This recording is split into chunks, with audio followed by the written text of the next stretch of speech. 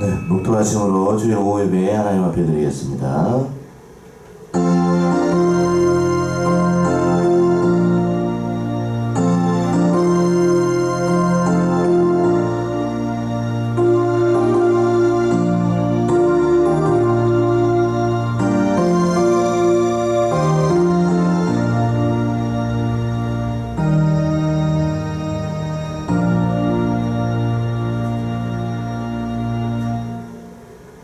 찬송가 539장입니다. 539, 통일은 483장.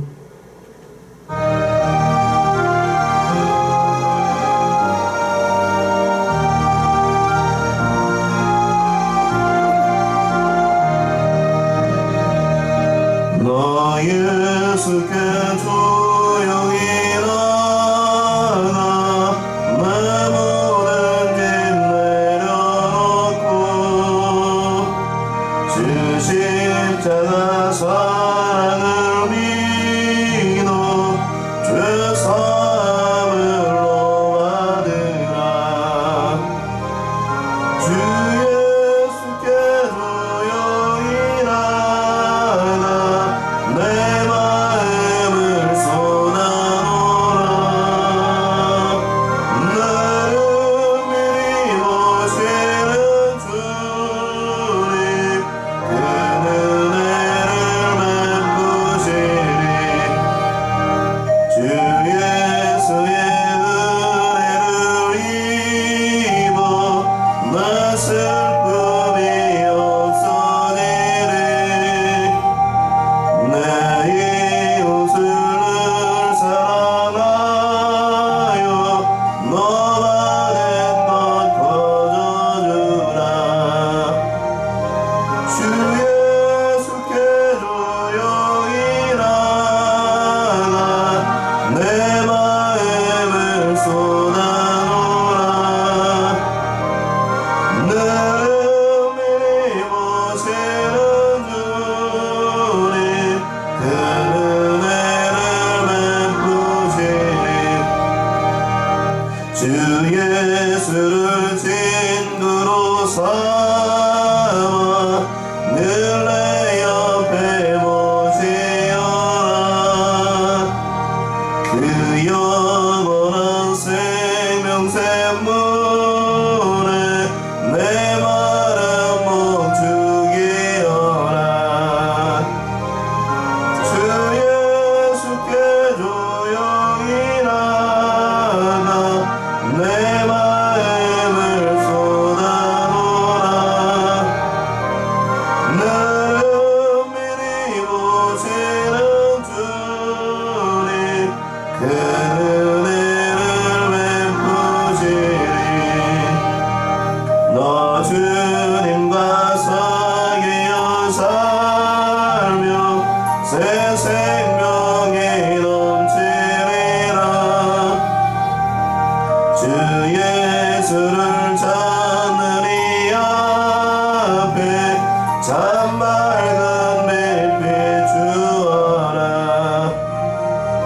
주 예수께 조용히 나가 내 마음을 쏟아놓으라. 나를 미리 보시는 주님 그 은혜를 베푸시리.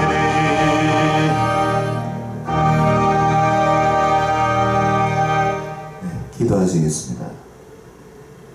걸어가시고 은혜와 사랑이 충만하신 아버지 하나님, 이 시간에도 저희를 이 자리에 있게 하여 주시고 또 예배로서 하나님의 말씀을 듣고 그 귀한 말씀을 따라서 또 우리가 살아갈 수 있도록 은혜를 베풀어 주시니 하나님의 은혜를 생각할수록 참으로 감사합니다.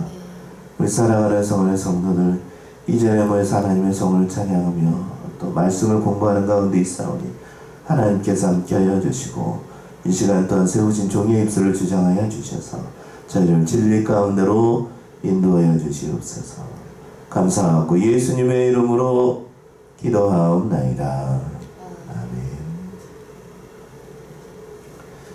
네, 하나님의 말씀 누가복음 18장입니다. 누가복음 18장 1절에서부터 17절 말씀까지.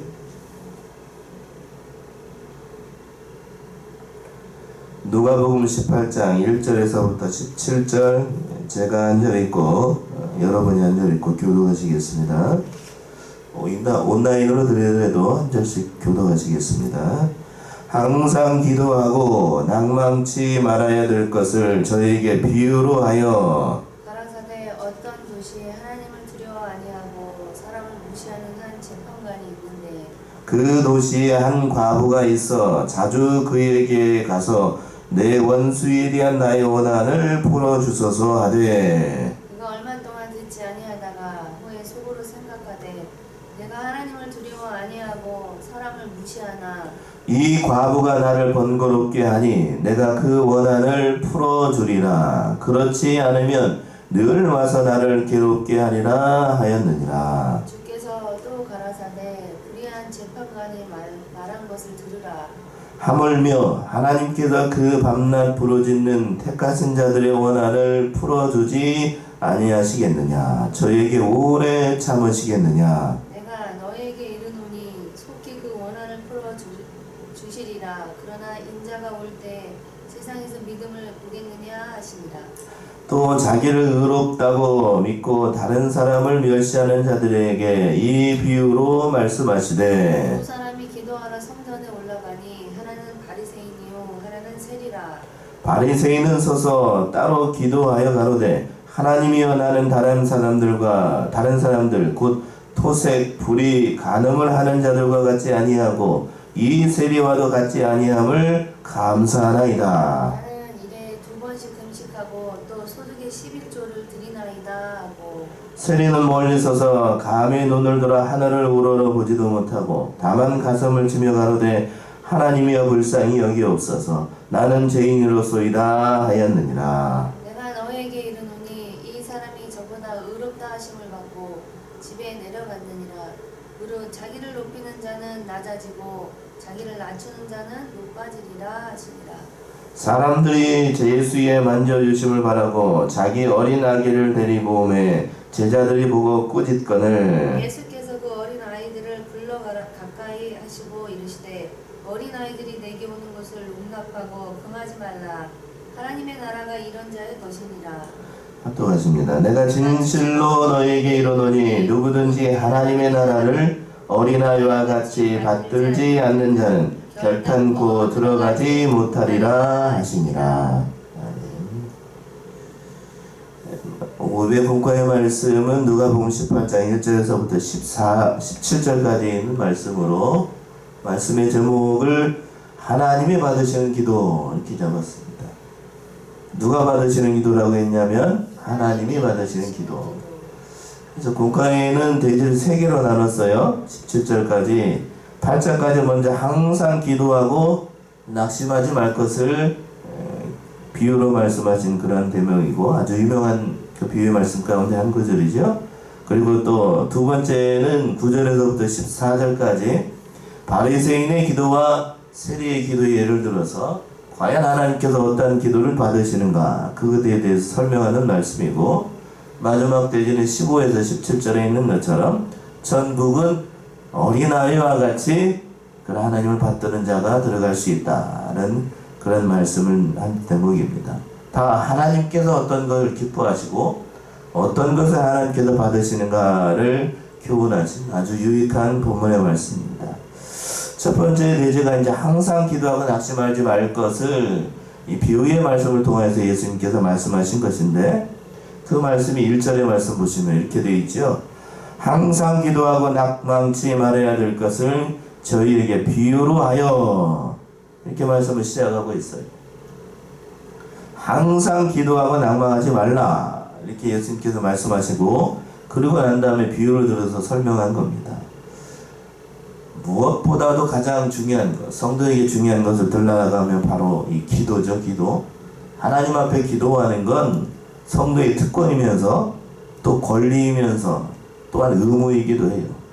그러니까 기도하는 걸 쉬는 거는 영적인 호흡이 끊어지는 거니까 하나님과 교통하는 것, 기도하는 건 참 생명이 달려있는 일이에요. 영적인 생명, 또한 육신의 생명, 그 모든 것이 끊어진다라고 하면 여러분 성도가 올바른 신앙생활을 할 수가 없어요.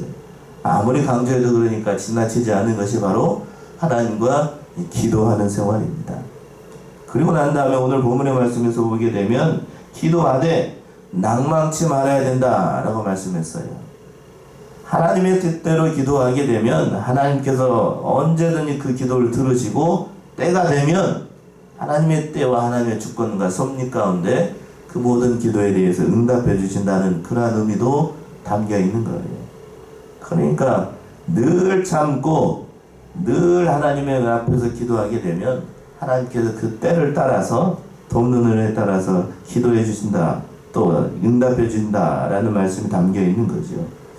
야고보 5장 7절 8절 한번 보세요. 야고보서 5장 7절과 8절 신약성경 야고보서 5장 7절과 8절 제가 봉독하겠습니다. 그러므로 형제들아 주의 강림하시기까지 길이 참으라. 보라 농부가 땅에서 나는 귀한 열매를 바라고 길이 참아 이른 비와 늦은 비를 기다리나니 너희도 길이 참고 마음을 굳게 하라. 주의 강림이 가까우니라.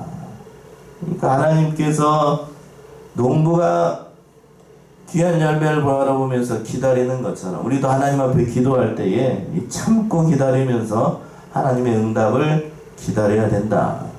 당장 이루어질 수도 있지만 우리가 기도하는 것이 당장 이루어질 수도 있고 그렇지 않고 끝까지 인내하면서 참아야 되는 때도 있다고 하는 거예요. 그 예를 들어서 설명한 말씀이 오늘 2절 이하에 있는 이 과부에 비운 겁니다. 과부에 비유. 2절 보시면 가나선에 어떤 도시에 하나님을 두려워 아니하고 사람을 무시하는 한 재판관이 있는데 이 재판관이 하나님도 두려워하지 않는 것을 보니까 하나님을 모르는 사람이고 또 사람을 무시하는 것을 보니까 무자비한 재판관이었고 뒤에서 예수님께서 지적하셨던 것처럼 불의한 재판관이었습니다. 불의해서 하나님도 눈에 보이지 않고 더군다나 하나님의 눈에 보이지 않으니 사람 눈에 보일 리가 없었던 거죠. 그리고 또 가난한 과부니까 더더군다나 이 불의한 재판관에게는 이 과부가 보일 리가 없었던 거예요. 3절 보시면 그 도시에 한 과부가 있어 자주 그에게 가서 내 원수에 대한 나의 원한을 풀어주소서 하되 그 도시에 한 가난한 과부가 있었습니다. 그 과부는 남편이 없는 사람이니까 자신의 어려운 사정을 도와주거나 또는 그거를 해결해 줄 만한 사람이 없고 의지할 대상이 없으니까 그 자기가 가지고 있었던 그 억울한 일 그거를 가지고 재판장에 가서 호소를 했던 겁니다. 자주 가서 그에게서 가서 호소를 했어요. 자주 그에게 갔다라고 돼 있잖아요. 그러니까 이 비유의 핵심 뭔가 하면 두 가지를 먼저 알아야 되는데 오해하면 안 됩니다. 원한이라는 게 뭔가, 원한이라는 게 뭔가. 그리고 또 중요한 사실이 뭔가 하면 이 재판관은 불의하다는 것을 우리가 알아야 돼요. 불의하다라고 하는 사실. 그러니까 몇 주 전에 한번 한 것 같은데 불의한 청지기 비유에서도 예수님께서 불의한 청지기가 주인의 그 재물을 가지고 그 친구를 사귀는 것을 보고 칭찬하셨잖아요. 그러나 예수님의 칭찬은 그게 겉으로는 칭찬이지만 그게 칭찬이 아니라고 말씀을 드렸던 것 같은데 기억하시나요?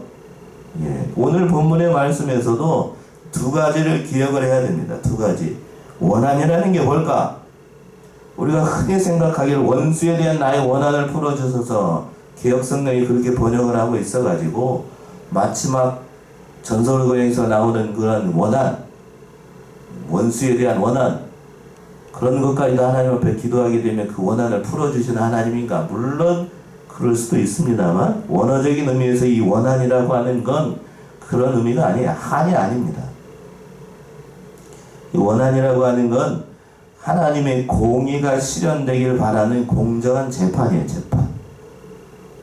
공정한 재판이에요. 공의가 실현되는 공정한 재판. 그러니까 이 세상에 하나님의 공의가 실현되지 않고 하나님의 통치가 대절로 이루어지는 이 세상에서 하나님의 그 모든 일들이 이루어지기를 바라는 그 마음, 그걸 하나님 앞에 기도했던 거예요, 과부가. 그래서 자주 가서 그걸 얘기를 했던 거예요. 개인적인 원한이 아니고, 그러니까 개인적인 원한이 아니고 하나님께서 우리를 통해서 이루시고자 하나님의 뜻을 찾아서 이 과부가 기도를 했던 겁니다. 개인적인 원한이라고 하면 그거는 여기서 예수님께서 예를 들어서 설명하실 이유가 없는 거죠. 그러니까 원수, 원한, 이거에 대해서 우리가 잘못 이해하면 안 돼요. 그러니까 또 이 말씀에 대해서 우리가 좀 주의 깊게 생각해야 되는 것이 그거예요. 끈질기게 기도하면 하나님께서도 마지못해도 들어주신다. 그런 예를 들기 위해서 이 비유의 말씀을 들고 있는 게 아니라고 하는 얘기입니다. 무슨 얘기인가? 뒤에 가서 조금 더 나와요. 자, 4절 5절 보시면 그가 얼마 동안 듣지 아니하다가 후에 속으로 생각하되 내가 하나님을 두려워 아니하고 사람을 무시하나 이 과부가 나를 번거롭게 하니 내가 그 원한을 풀어주리라. 그렇지 않으면 늘 와서 나를 괴롭게 하리라 하였느니라. 이 불의한 재판관은 하나님도 두려워하지 않고 또 사람을 무시하는 사람이었으니까 그 과부가 부르짖는 그 원한을 풀어주지 않았어요. 무시했던 거예요. 무시했던 거. 난 자주 와가지고 하나님 앞에 이 재판관한테 자꾸 얘기를 하니까 이 불의한 재판관도 이 일이 번거롭고 귀찮으니까 마침내 그가 원하는 바를 풀어줬다라고 얘기하고 있습니다. 자, 그래서 예수님께서 하시고자 하는 얘기가 6절과 7절에 있어요. 6절 7절 보시면 주께서 또 가라사대 불의한 재판관에 말하는 것을 들어라. 하물며 하나님께서 그 밤낮 부르짖는 착한 자들의 원한을 풀어주지 아니하시겠느냐. 저희에게 오래 참으시겠느냐. 자, 앞에서 제가 말씀드린 대로 이 재판관은 불의하다고 그랬어요. 불의합니다. 이 불의한 재판관도 그 밤낮 부르짖는 과부의 호소를 듣고 의로운 재판을 했어요. 무슨 말씀인지 이해가 되십니까? 불의한 재판관도 밤낮 부르짖는 과부의 호소를 듣고 재판을 의롭게 했다고요.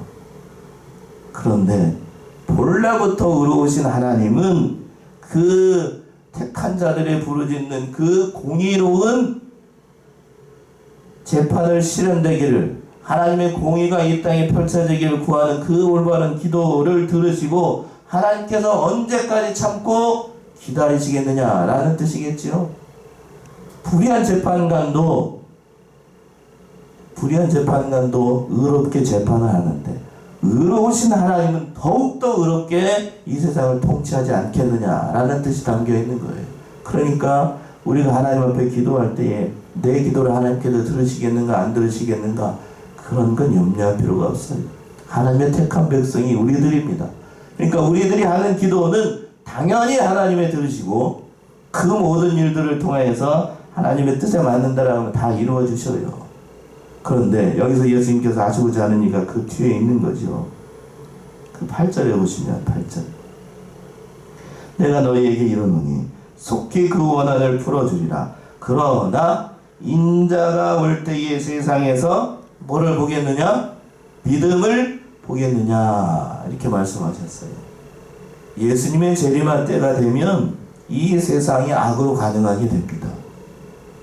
온갖 불의가 판을 치고 하나님의 통치와 하나님의 공의로우심이 사라져가는 그러한 세상을 만나게 돼요.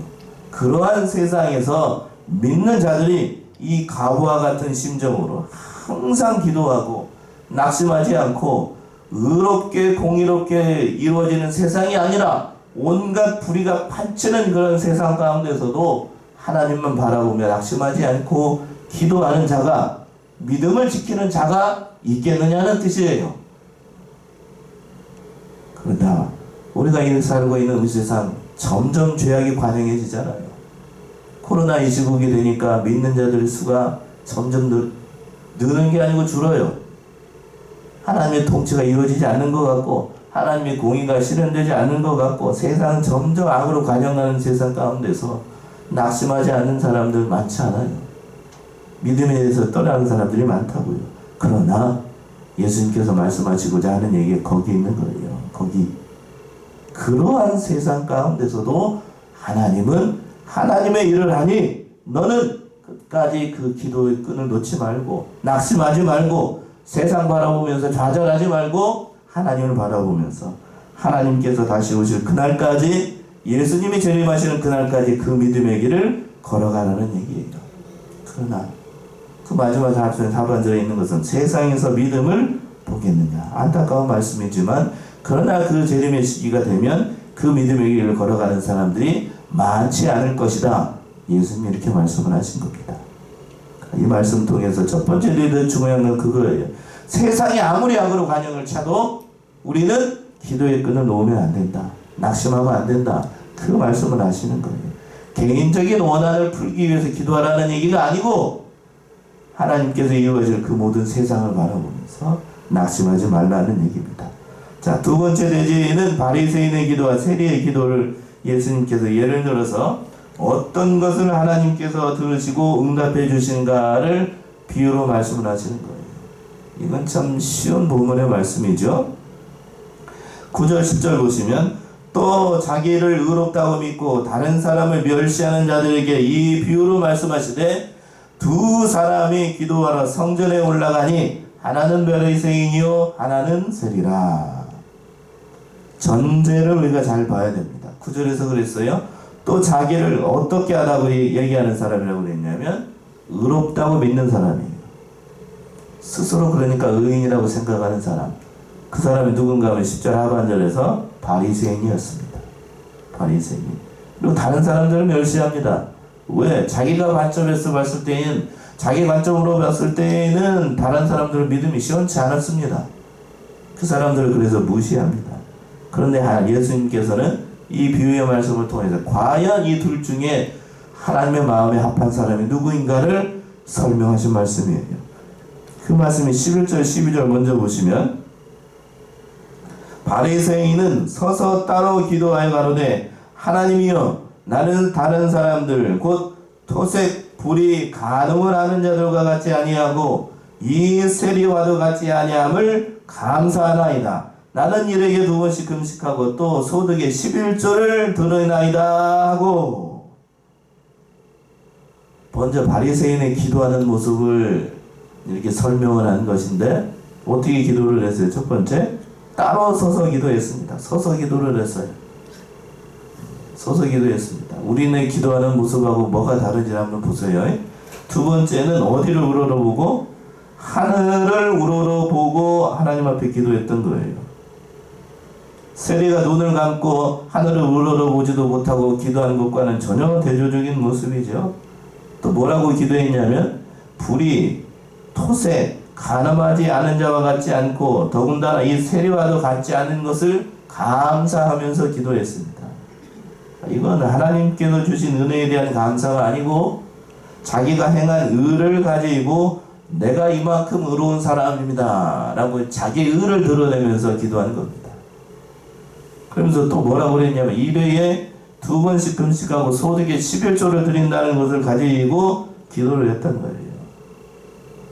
우리는 관점으로 보게 되면 참 이렇게 기도하는 것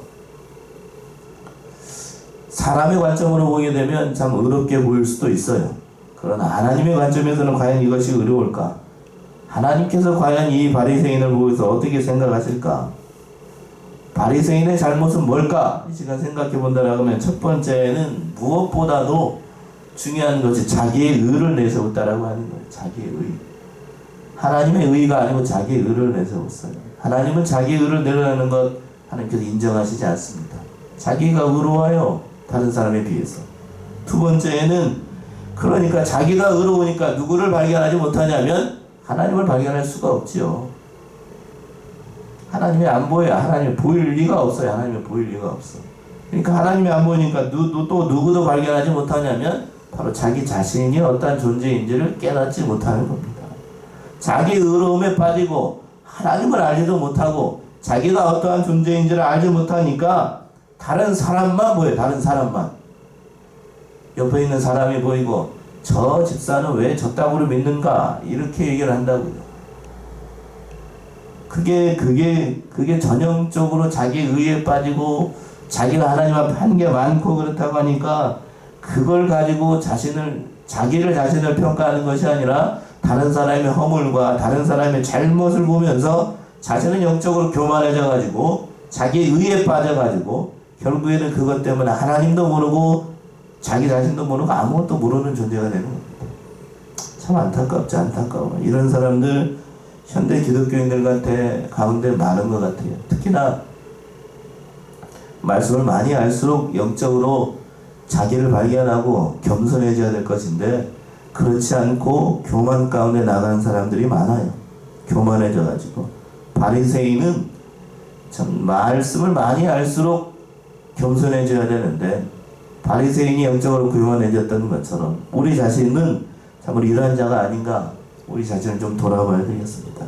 그런데 반대편의 세리는 감히 그렇게 하지 못했습니다.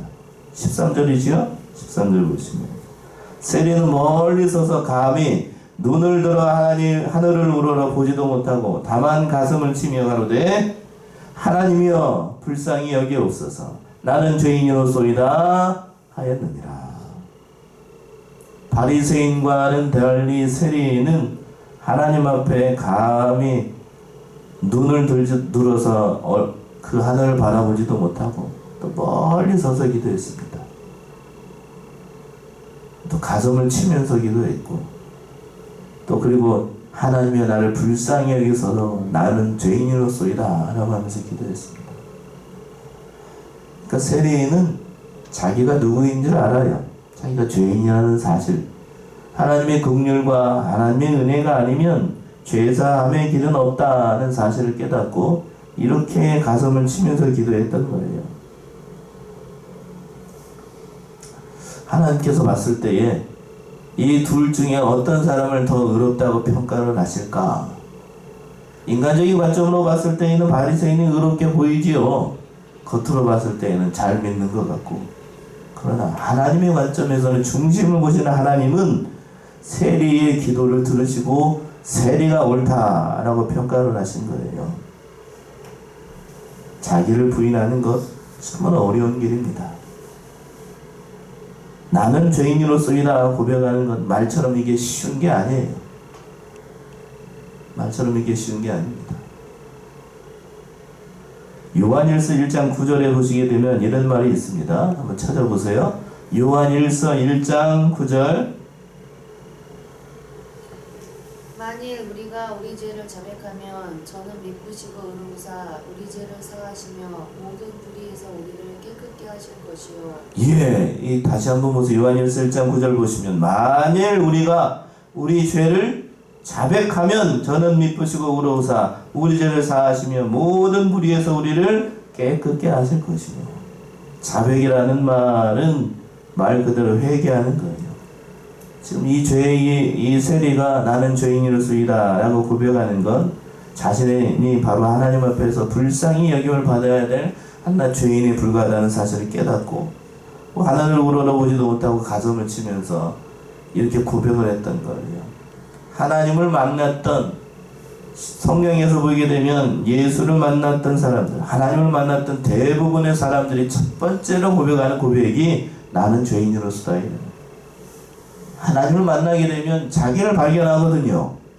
하나님을 발견하는과 동시에 자기를 발견해. 자기가 벌거벗은 존재라는 사실. 하나님의 긍휼의 은혜가 아니면 살 수 없다는 사실을 깨닫고 자기를 발견합니다. 그래서 자기를 불쌍히 여겨달라고 나는 죄인이라고 고백하게 되는데 앞에서 봤던 바리새인은 그런 고백이 등장하지 않아요. 그러니까 이 사람은 입술로만 하나님을 믿는다라고 고백했을 뿐이지 중심으로 하나님을 모르는 사람이고 하나님을 만나본 적도 없고 자기 의에 사로잡혀가지고 다른 사람들을 무시하는 그러한 죄인에 불과했던 거예요. 죄인. 말 그대로 죄인이에요. 바리새인이 아니고 구별된 사람이 아니라 말 그대로 하나님께 버림을 받은 그러한 사람이었던 겁니다. 그래서 예수님께서 이렇게 말씀하시는 거예요. 14절 보시면 내가 너에게 이르노니 이 사람이 저보다 의롭다 하심을 받고 집에 내려갔느니라. 무릇 자기를 높이는 자는 낮아지고 자기를 낮추는 자는 높아지리라 하시니라. 자기의 의의를 자랑 삼고 기도했던 바리새인보다도 세리가 하나님 앞에 의롭다함을 받고 자기 집으로 돌아가게 됐습니다. 이처럼 자기를 낮추고 자기를 부인하고 또 자기에게 있는 모든 것을 다 내려놓고 하나님을 가까이 찾는 사람, 그 사람은 하나님께서 영접하시고 긍휼과 은혜를 베풀어 주신다는 사실을 다시 한번 깨닫게 되는 아주 귀한 말씀입니다. 자기의 여기에 빠지면 큰일 납니다. 큰일 나요. 그 말씀을 지금 예수님께서 두 번째 제지를 통하여서 바리새인과 세리의 기도를 통하여서 과연 하나님께서 원하시는 모습이 어떤 기도의 모습이겠느냐, 어떤 자가 되기를 원하시는가 다시 한번 교훈해 주시는 그러한 본문의 말씀입니다. 마지막으로 세 번째 대지가 15절과 17절에 있는 것처럼 전국은 어린아이와 같은 자를 하나님께서 받아주신다라고 말씀하고 있는 대목이에요. 그 말씀이 15절 16절 보시면 사람들이 예수의 만져주심을 바라고 자기 어린아기를 데리고 오매 제자들이 보고 꾸짖거늘 예수께서 그 어린아이를 불러 가까이 하시고 이르시되 어린아이들이 내게 오는 것을 용납하고 금하지 말라. 하나님의 나라가 이런 자의 것이니라. 이제 예수님의 곁에 제자들이 있었는데 그때 어린아이들이 예수님께 나왔습니다. 그러니까 어린아이들이 오는 것을 제자들이 보고 꾸짖었어요. 그러니까 그걸 보시고 예수님께서는 하나님의 나라는 이와 같이 아이들과 같이 받들지 않는 자는 하나님의 나라에 들어갈 수 없다라고 말씀을 하시면서 금하지 말라고 그랬습니다. 그 말씀이 17절에 있죠? 17절 보십니다. 내가 진실로 너희에게 이르노니 누구든지 하나님의 나라를 어린아이와 같이 받들지 않는 자는 결단코 들어가지 못하리라 하시니라. 사람이 어린아이와 같이 되어야 하나님의 나라에 들어갈 수 있고 어린아이와 같이 천국을 받들지 않으면 하나님의 나라에 들어갈 수 없다라고 말씀을 하신 겁니다. 그렇다고 하면 어린아이와 같이 받든다는 얘기는 뭘까? 어린아이와 같이 하나님의 나라에 영접한다는 게 뭘까? 받든다는 게 뭘까? 여러 가지가 있겠지만 가장 중요한 건 앞에서 있는 것처럼 자기를 낮추는 거예요. 겸손한 것. 자기를 부인하는 것. 어린아이들도 특징이 뭔가 하면 부모를 전적으로 의지합니다. 저도 어린 아들이 있어서 압니다만 특히 아빠보다는 엄마를 전적으로 의지해요. 어느 때 더 많이 의지하게 되는가? 아프거나 병났을 때. 본능적으로 누구를 찾냐면 부모를 찾고 특히 엄마를 찾아요. 전적으로 의지합니다. 전적으로 의지해요. 그처럼 하나님을 전적으로 의지하고 자기가 아무것도 아닌다는 사실을 깨닫고 하나님만 의지하는 자들을 하나님의 나라에 받아들인다는 거예요. 또 한 가지 든다라고 하면 아이들은 젖을 사모합니다. 배가 고프면 본능적으로 엄마를 찾아요. 본능적으로. 그러니까 이처럼 진실로 하나님의 나라를 사모하고 젖된 아이가 그 순전하게 신령한 젖을 사모하는 것처럼 그걸 하나님의 나라를 사모하는 자들이 하나님의 나라에 들어간다는 사실입니다. 그러니까 우리 세 가지만 기억해. 많이 기도하지 말고 전적으로 뭐를 의지하는 사람? 하나님을 의지하는 사람. 그리고 또 하나님의 젖을 사모하는 사람. 말씀을 사모한다는 얘기죠. 마지막으로 세 번째는 자기를 부인하는 사람. 그러니까 천국은 바로 이와 같이 하나님을 전적으로 의뢰하는 자들이 이렇게 하나님의 나라에 들어갈 수 있다라고 말씀을 하신 거예요. 오늘 누가복음 18장 1절에서부터 17절까지 있는 말씀의 제목이 그것입니다. 하나님께서 받으시는 기도에 대해서. 하나님께서 어떠한 기도를 들으시고 어떠한 자들을 천국으로 들여보내주시는가를 세 가지 관점에서 예수님께서 말씀을 하시는 거예요. 첫 번째는 과부의 비유를 통하여서, 두 번째는 세리와 바리새인의 비유를 통하여서, 마지막으로는 어린아이와 같이 하나님을 전적으로 의지하는 자가 하나님께서 그 모든 것을 들으시고 응답하여 주신다는 그런 본문의 말씀입니다. 좀 귀한 본문의 말씀이니까 우리도 이와 같이 하나님만 의지하고 그 모든 일들을 이루어 나가는 사랑하신 우리 성안의 성도님들 받아주시기 바랍니다. 기도하겠습니다. 은혜와 사랑이 풍성하신 걸로 가신 아버지 하나님, 이 시간 저희를 부르시고 또 하나님께서 받으시고 들으시는 기도와 그 모든 것들에 대해서 살펴볼 수 있도록 은혜를 베풀어 주시니 하나님의 은혜가 참으로 감사합니다. 이 말씀을 따라서 순종하여 나가며 자기를 전적으로 부인하고 오직 하나님만을 의지하여서 그 모든 일들이 일어나가는 참으로 복받은 우리 성도들 다 되게 하여 주시옵소서. 감사하고 예수님의 이름으로 기도하옵나이다. 아멘. 찬송가 369장이에요. 369, 통일은 487장.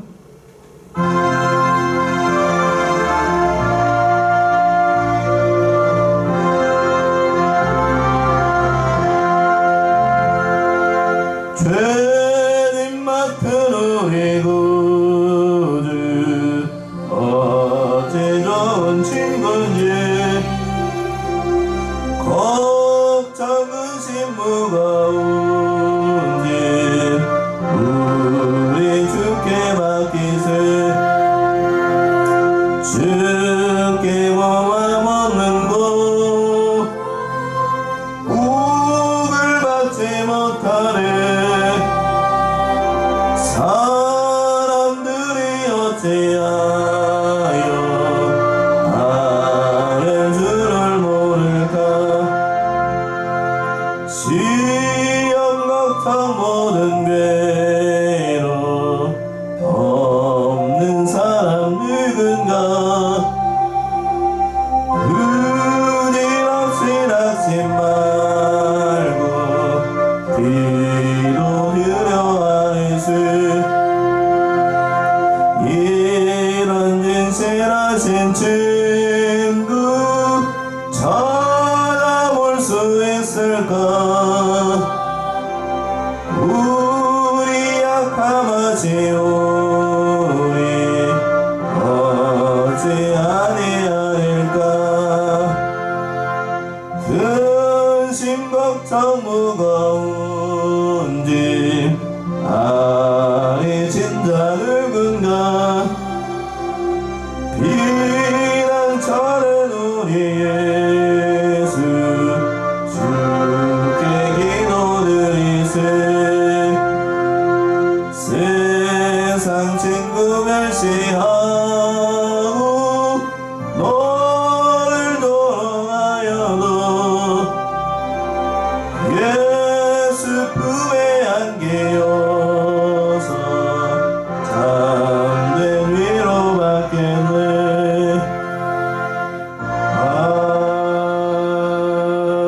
아멘. 교회 소식은 오전에 들으셨던 대로요, 코로나19 관련해서 건강관리 잘 하시고 여러분들이 기도해 주신 덕분에 저도 좀 많이 좀 호전이 됐는데 또 기도해 주시면 더 감사하겠습니다. 지난주에 말씀드렸던 것처럼 이 산불 피해 보호 성금은 다음 주에 이렇게 다시 하도록 하겠습니다. 힘써서 참여해 주시면 감사하겠습니다. 다른 광고가 없으면 우리 주기도하고 오전 오후 예배 마치도록 하겠습니다. 하늘에 계신 우리 아버지, 이름이 거룩히 여김을 받으시오며 나라의 마옵시며 뜻이 하늘에서 이룬 것 같이 땅에서도 이루어지이다. 오늘날 우리에게 일용할 양식을 주옵시고 우리가 우리에게 죄 지은 자를 사하여 준 것 같이 우리 죄를 사하여 주옵시고 우리를 시험에 들게 하지 마옵시고 다만 악에서 구하옵소서. 대개 나라와 권세와 영광이 아버지께 영원히 있사옵나이다. 아멘.